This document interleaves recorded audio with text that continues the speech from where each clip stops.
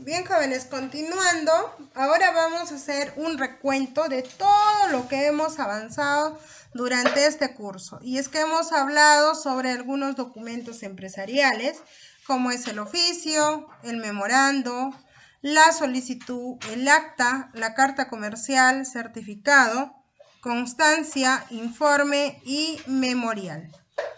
Cuando nosotros hablamos de estos documentos, son documentos que utilizamos netamente para temas empresariales. Adicional a esto, hemos agregado el documento de lo que es un contrato, elaborar contratos de alquiler, elaborar contratos de trabajo, que también son documentos empresariales. Hablemos del oficio. El oficio, como hemos visto, es un documento oficial que se utiliza para establecer una comunicación entre las instituciones estatales y particulares, ¿ya? Entonces, este oficio es un documento que vincula a las especies, bueno, en especial autoridades y las altas jerarquías, con la finalidad de comunicar o coordinar algo. Por ejemplo, en el oficio se manda un oficio, por ejemplo, para poner de padrino a alguien, para invitar formalmente a una reunión, ¿no? Con la finalidad de informar, la finalidad de invitar, pedir o remitir. Más allá de lo que es el oficio, hemos visto las partes que tiene ese documento, que es lugar y fecha, identificación del documento, destinatario, asunto. Es muy importante colocar el número de oficio que se emite, oficio número 001, con las iniciales de la empresa, la fecha que se está emitiendo. Ahora, puede haber oficios circulares, que es cuando se envía el mismo oficio para más personas, ¿no? No solo para una persona específica, sino para varias personas. El cuerpo del oficio viene lo que es saludo, el tema principal, y se termina escribiendo con su despedida y su firma y la posfirma. Acá hemos visto un modelo de un oficio. Luego hemos visto los ejemplos de saludo para el caso de los oficios, ¿no? Me es grato dirigirme a usted con la finalidad de... Siempre el saludo debe de ser de manera cordial, adecuada y respetuosa para cada persona a la que se está enviando, dirigiendo el oficio. De igual manera, la despedida.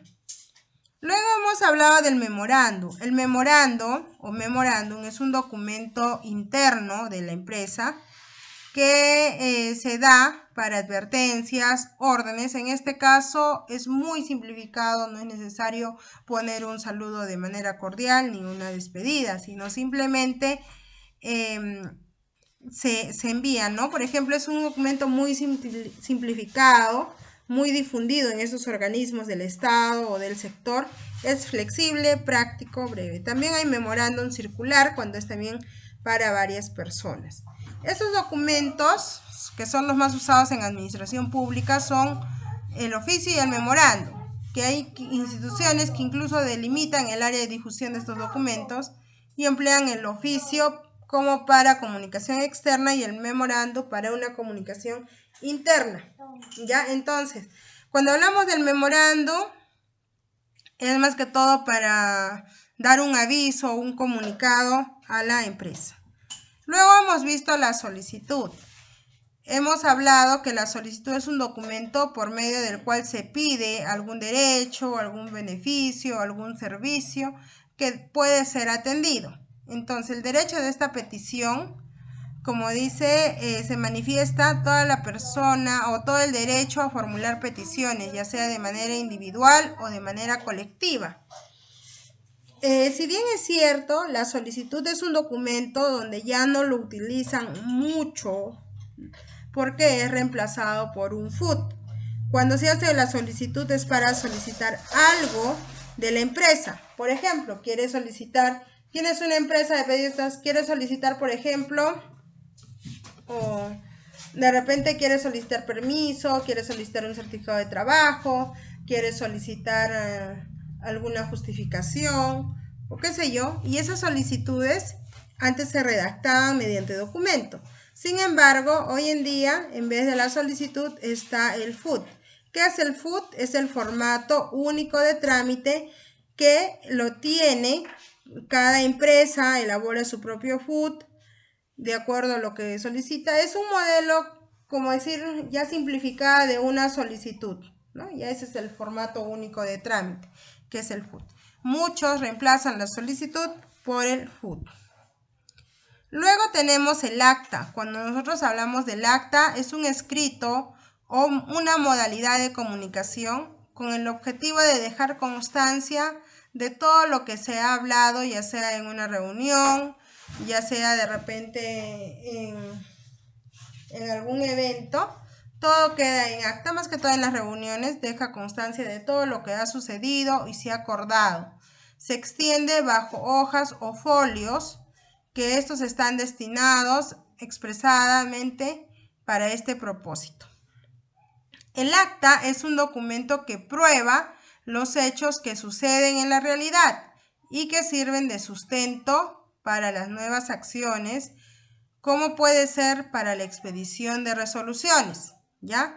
Envío de circulares, oficios, etc. Es decir, que todo lo que se acuerda en una reunión y se queda en acta, anotado en acta, y si en el acta se dice, ya se va a notificar a los trabajadores que incumplan el reglamento mediante un memorándum, entonces se manda ese memorándum porque eso ya está en acta. Lo que está en acta se cumple.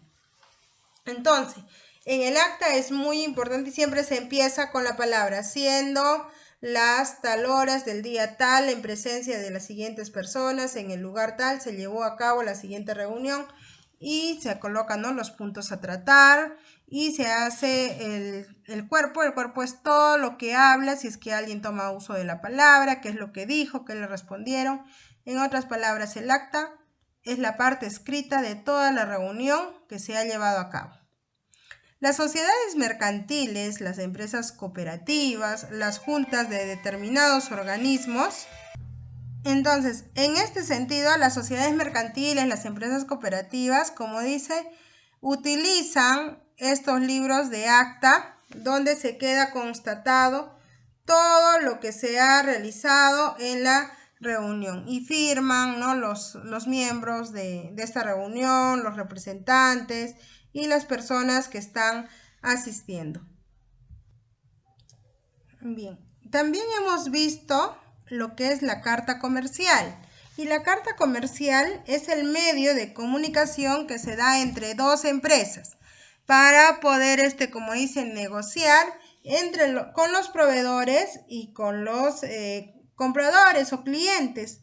Y esta empresa, como dice, la comunicación entre estas empresas comerciales, una empresa particular o viceversa, tiene que ser de manera formal y oficial y de manera confidencial. La actividad comercial es muy variada, entonces los diferentes tipos de cartas comerciales, sobre todo para ver qué tipo de negocio es. Recordemos que en la carta comercial siempre existe una referencia, si es que ya se ha recibido anteriormente una carta, entonces tiene referencia, número tal, de acuerdo a la carta que se ha recibido. Entonces, lo más importante es aperturar, ¿no? Si es que recién vas a enviar una carta por primera vez, no es necesario que pongas la referencia, ¿ya? Entonces, esta carta comercial es para negociar con los proveedores y con nuestros clientes y a la vez hacerles conocer cuáles son nuestra cartera de productos que nosotros estamos ofreciendo, qué les ofrecemos y qué es lo que ellos puedan tener. La directiva, no hemos hablado de la directiva, pero vamos a hablar ahora. La directiva es un documento técnico normativo que orienta acciones de servidores de la administración pública en el cumplimiento de funciones o ejecución de áreas encomendadas. La directiva se complementa o se precisa en una forma minuciosa de acuerdo a las disposiciones contenidas. Una directiva se forma, por ejemplo, cuando hay un grupo de varios accionistas dentro de una empresa. Ya en una empresa son varios accionistas, entonces se tiene que formar una directiva para que pueda representarlos en todas las actividades que se realizan. Recordemos que una empresa no solamente hay un dueño, a veces son varios los accionistas de esa empresa, no pues 5 ni 10 accionistas, estamos hablando de accionistas ya en mayor cantidad. Entonces ahí se tiene que formar una directiva que los represente. Entonces, en la directiva está formado por un presidente, un vicepresidente, un secretario, está formado por los vocales. De acuerdo al tamaño de la empresa se va formando esta directiva de todo lo que requiera.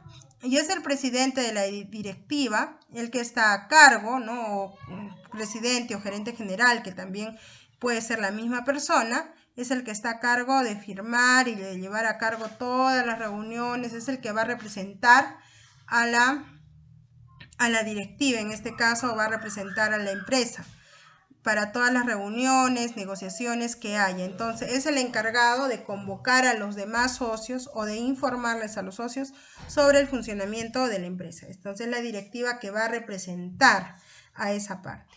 Ahora, en la directiva se hace la conformación del comité o de la junta directiva y se hace pues mediante votación, ¿no? En algunos casos el accionista mayoritario es el que toma la directiva, en algunos casos es a votación quien los va a representar y también en la directiva se elabora los cargos o se describe los cargos que tiene cada uno. ¿Cuáles son el cargo de presidente? ¿Cuáles son las funciones que tiene como presidente? Representar a la empresa en todas las actividades programadas, por ejemplo. ¿Cuál es la función del vicepresidente, del secretario, del vocal, primer vocal, segundo vocal, tercer vocal, de acuerdo al tamaño de la empresa, lo que hayan quedado dentro de esa directiva o organización? Esa directiva que se forma, se hace primero una conformación de directiva y también se registra esa directiva, tiene que ser registrada y tiene que ser autorizada también por un notario, ¿no? Para que sea de una manera legal en la parte empresarial, sobre todo porque esa es la directiva que va a representar a todos. Entonces, como ven, la directiva es este documento solo más que todo para decir cuáles son las funciones de los directivos, cuáles son los cargos, quiénes ocupan este cargo y cómo se desarrolla esta directiva, ¿no? Por eso es que no lo hemos detallado tanto, pero ahora les estoy diciendo cómo es la directiva, ¿no? Este documento. También hemos hablado del certificado. Cuando nosotros hablamos del certificado, hablamos de documentos que contienen información o que acreditan el hecho real que ya ha sido comprobado y verificado. A diferencia de la constancia, que ahorita vamos a ver, el certificado hemos dicho que son hechos que ya han ocurrido, son hechos reales, hechos que realmente han ocurrido y que han terminado un ciclo. Por ejemplo, yo quiero dar un certificado a los que han terminado el módulo asistente de gerencia, pero si tú solo has llevado un curso, no te puedo dar un certificado por haber terminado el módulo asistente de gerencia. Entonces, para eso es el certificado, cuando se haya constatado de que haya concluido una acción o, bueno, en este caso haya concluido una actividad. Entonces el certificado se da por cierto o realizado, ¿ya? Es algo que tiene que ser para verificación de hechos reales.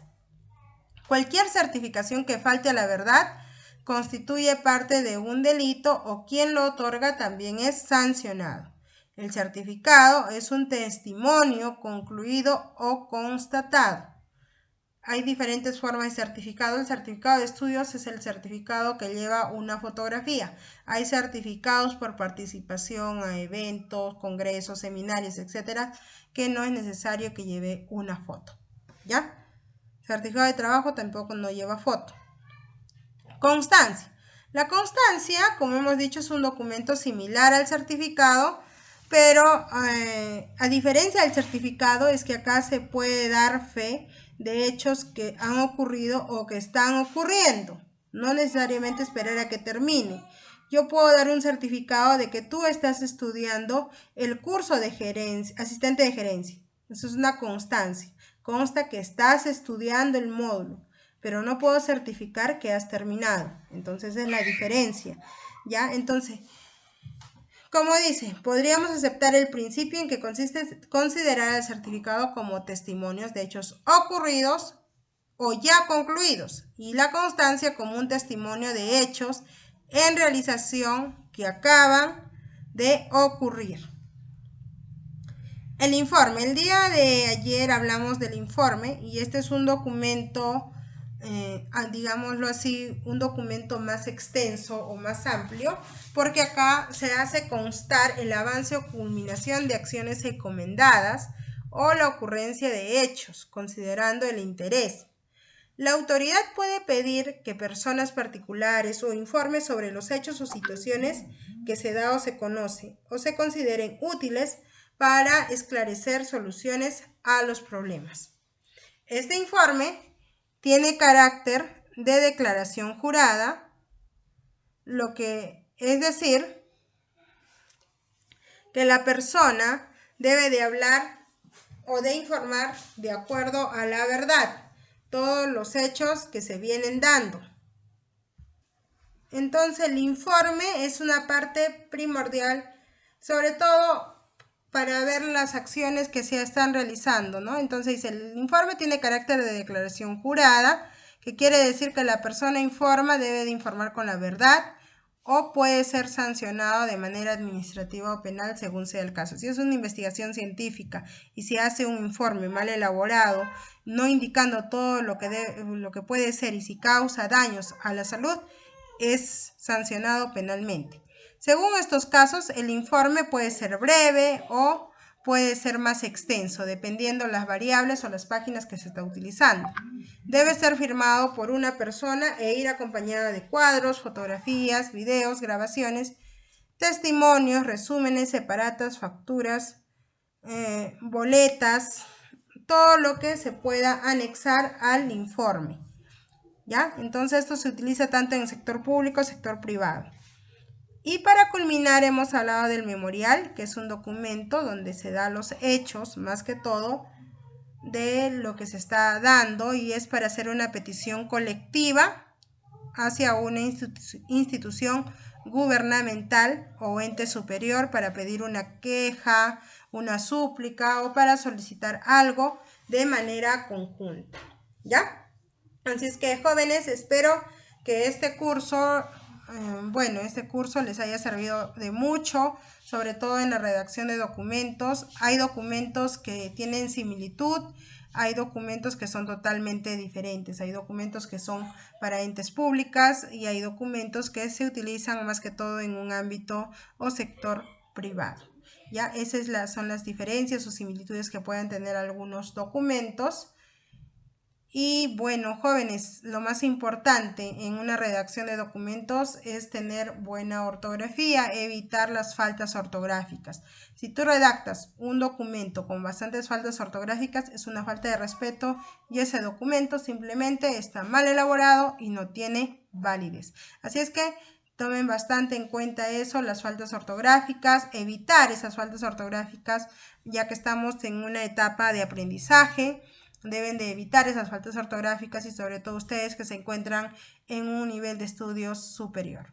Muy bien, jóvenes, sin más que decirles, espero que les sirva mucho este curso. Muchísimas gracias.